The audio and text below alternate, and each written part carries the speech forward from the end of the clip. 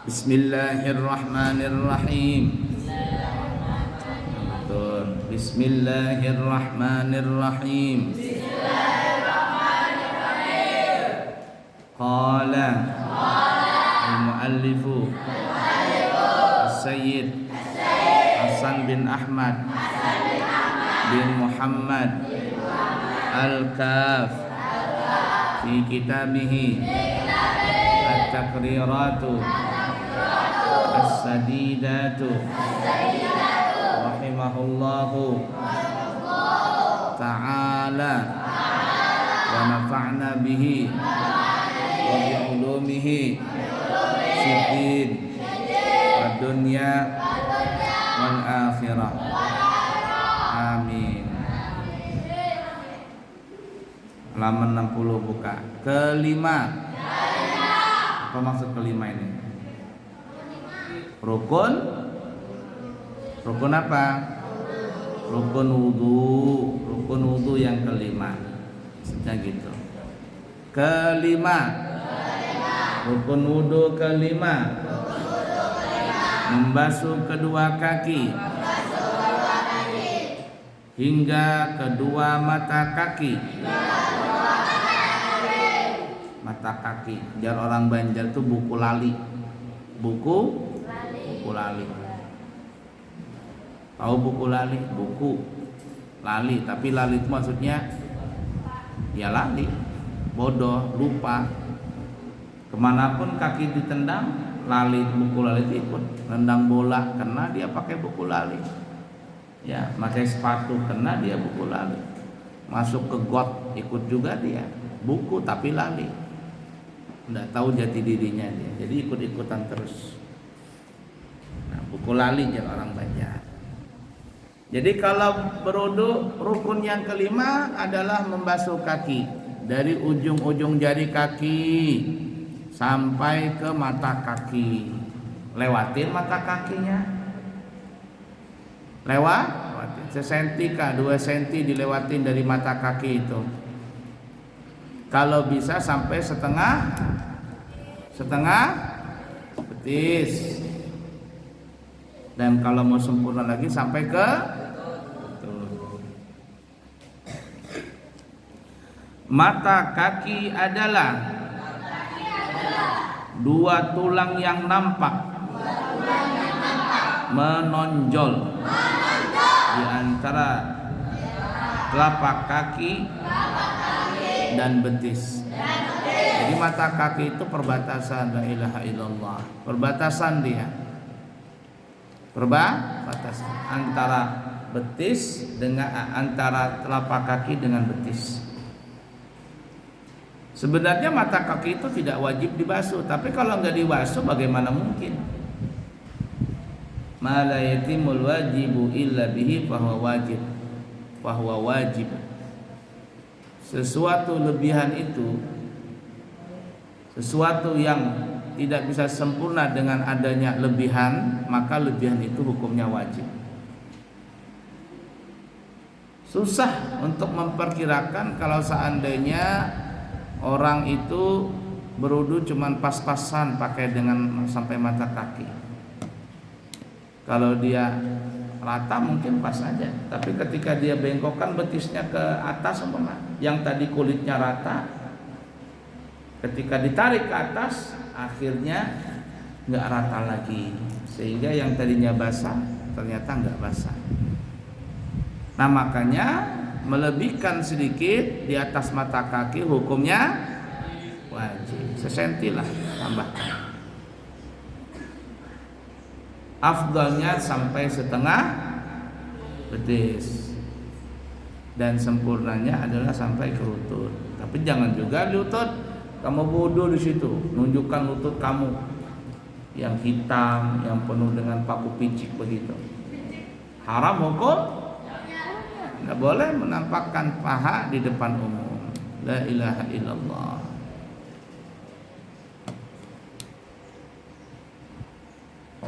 Di setiap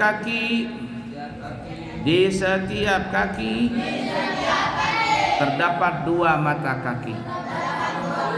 Wajib membasuh sebagian betis guna memastikan bahwa seluruh kaki telah terbasuh. Yang kata Abu Ya tadi melebihkan sedikit hukumnya wajib. Hal ini berdasarkan kaidah fikih. Perkara yang menyempurnakan hal yang wajib, hukumnya juga wajib. Dalam bahasa Arab artinya ma la yatimul wajibu illa bihi fahuwa wajib. Sesuatu tambahan untuk menyempurnakan yang wajib, maka tambahan itu adalah hukumnya wajib. Keenam. Apa maksud keenam ini? Rukun wudu yang ke tertib. Tahu arti tertib enggak? Wad'u syai'i fi mahalli. Meletakkan sesuatu dengan urutannya. Nomor 1 ditaruh nomor 1, nomor 2 taruh nomor 2, begitu juga seterusnya. Tidak boleh nomor 2 ditaruh nomor 1, nomor 1 ditaruh nomor 5, enggak boleh. Membasuh wajah, kemudian tangan, lalu kepala, lalu kaki. Enggak boleh umpama basuh kaki duluan baru basuh wajah, lalu basuh tangan. Boleh enggak begitu? Enggak boleh. Enggak sah wudunya kalau seandainya tidak tertib. Karena sesungguhnya Rasulullah sallallahu alaihi wasallam melaksanakan wudu dengan cara tertib. Imam Syafi'i radhiyallahu taala anhu berkata,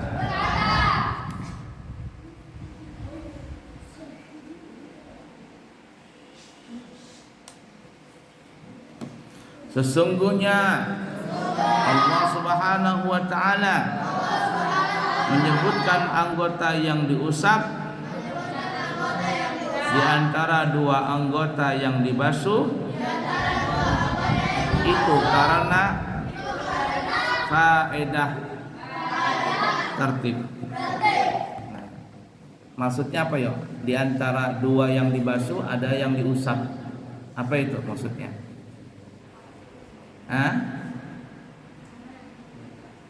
Wajah dibasuh enggak? Tangan dibasuh. Kepala? Diusap. Kaki? Nah, apa yang dimaksud di antara dua yang dibasuh ada yang diusap? Apa itu maksudnya?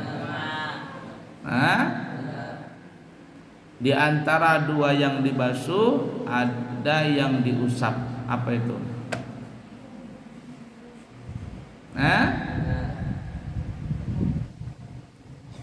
Di antara dua yang dibasuh itu maksudnya adalah tangan. Dibasuh enggak tangan?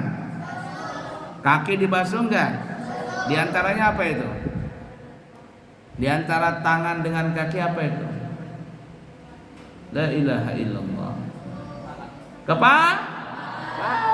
Kepala diapain tadi? Telinga, tengkuk itu enggak wajib. Ini bicara yang wajib. Jadi kata Imam Syafi'i, di antara dua anggota yang diusap itu ada yang dibasuh. Maksudnya tengah-tengahnya usap, di antaranya ada yang dibasuh. Nah, yang dibasuh itu dua itu adalah dua tangan dan dua kaki. Di antaranya itu ada apa? Kepala. Kepala dia apa? Diusap. Tujuannya kata Imam Syafi'i adalah untuk menunjukkan tertib. Tertib. Nah, jadi ditaruh di tengah-tengah yang tidak dibasuh tapi diusap supaya tahu nih. Usap pun itu harus menuruti aturan lain, yaitu urutan yang ketiga. Wajah, tangan, kepala, baru kaki. Itu anggota yang kena air, ada yang diusap. Tidak boleh diusap ini umpama ditaruh yang nomor 4 atau nomor 1, enggak boleh. dia tetap urutan di nomor 3 dari anggota yang kena air wudu. Permasalahan wajib melaksanakan wudu dengan cara tertib, kecuali dalam satu permasalahan, yaitu ketika menyelam di air, maksudnya air yang banyak ya, meskipun hanya sebentar saja, disertai niat wudu saat menyelam, maka dalam keadaan ini kewajiban tertib menjadi gugur. Ini adalah pendapat yang kuat menurut Imam An-Nawawi, karena sesungguhnya tertib telah terlaksana dengan dalam waktu yang sangat sebentar, yang tidak bisa diketahui oleh mata. Sedangkan menurut Imam Rafi'i wajib berdiam diri di dalam air dalam waktu yang dimungkinkan, bisa mengira-ngirakan tertib. Perhatikan ini. Tadi Abuya bilang kalau orang berwudu wajib wajah dulu, la ilaha illallah, kemudian tangan, kemudian kepala, kemudian kaki. Tidak boleh terbolak-balik. Wajib tertib seperti itu. Tapi ada satu masalah. Tertib itu bisa ditinggalkan dan wudunya sah. Apa itu? Apabila ada orang berwudu di dalam air yang banyak. Contoh umpama Fatih berenang di laut situ, berenang, nyelam Fatih, tenggelam situ berenang. Kata Fatih, aku berwudu karena Allah Ta'ala. Berenangnya nyelam dalam lautan. Loh, aku berwudu karena Allah Ta'ala. Kemudian si Fatih keluar dari laut, maka si wudunya Fatih ini sudah dianggap sah. Paham gak kira-kira?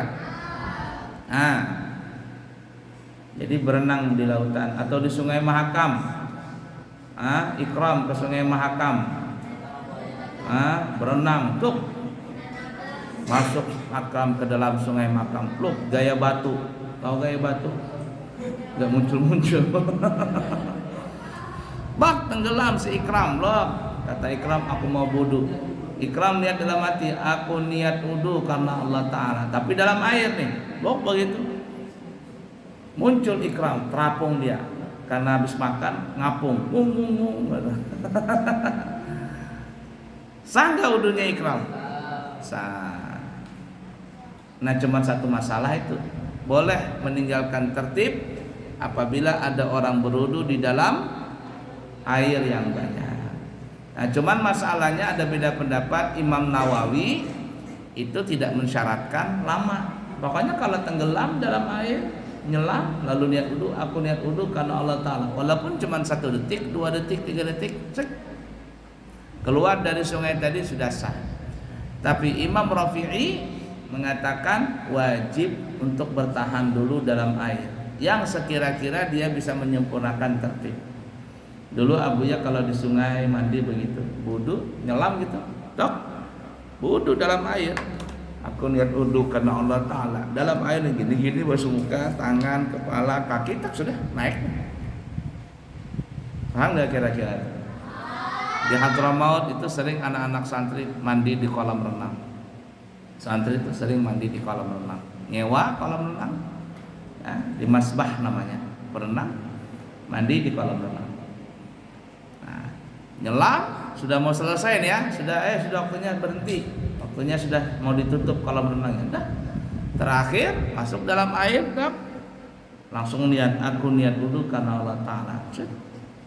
Basuh muka, tangan, kaki, sudah langsung naik. Selesai. Tinggal keringkan, udah pulang. Paham gak kira-kira? Nah, itu satu masalah boleh meninggalkan tertib, yaitu pada saat berwudu di dalam air yang banyak. Wallahu a'lam